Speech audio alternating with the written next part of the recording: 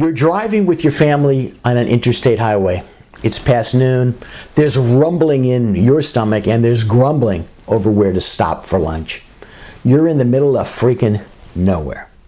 But then up ahead, you spot one of those, well, it could be anywhere exits, with a few gas stations, a McDonald's, and two, you've never heard of them before, fast food joints. If you're like most people, you'll soon find yourself pulling into McDonald's. In fact, the reason is the key to their success. Why the McDonald's? It's not because the food is great, but because of the choices available. You and your family know that at least McDonald's doesn't suck.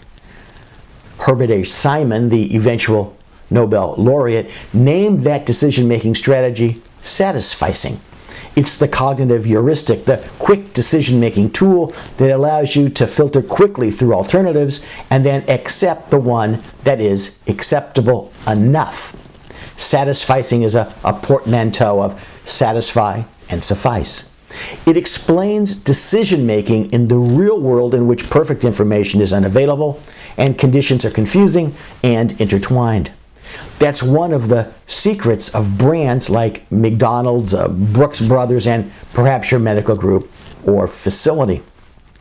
The precondition, though, is at a minimum not to suck in the eyes, for example, of the hospital administrator or the community from which you draw.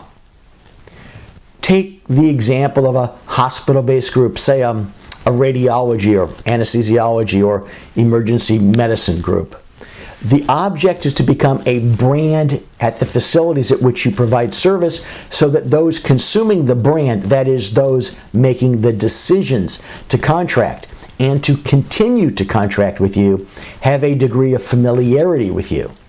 They know that even if you are not the best, you are acceptable. You may have warts, but you are their guy or their group with warts. With all due respect to Dr. Simon's legacy, this concept culturally is hundreds, if not thousands of years old. Think of the saying, better the devil you know than the devil you don't, which has been traced back to at least 1539. Note that I'm not speaking of cutting short your goal to provide the absolute best medical care. And I'm not telling you to cut corners.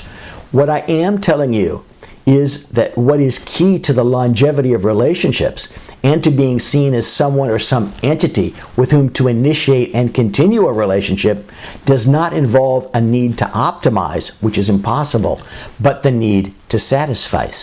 You have to focus on sufficiently satisfying, that is, satisficing the needs and expectations of your customers, and on reminding them of that fact. You know, this is true about McDonald's. What's hard to understand is the same rule of behavioral economics applies to you.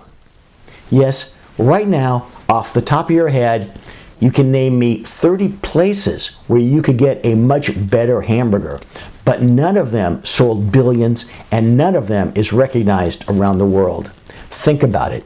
Actually, how much do you actually need to think about it? That's the point.